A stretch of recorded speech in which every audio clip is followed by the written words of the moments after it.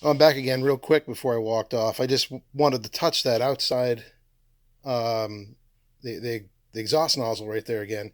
What I did was I didn't realize that there was also another screen in there. So you have this one, which is blackened pretty bad, but then this comes out of here. So then you have this. Also, you can also see light through this one. Um, but man, that's the carbon that's on there.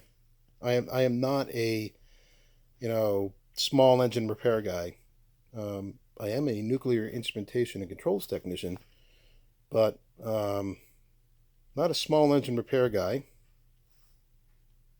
But I'm guessing that the restricted flow in exhaust right here is not going to help with combustion. Not much. So I wonder how much is back there. If there's anything more that I got to worry about. All right. So, okay, moving on.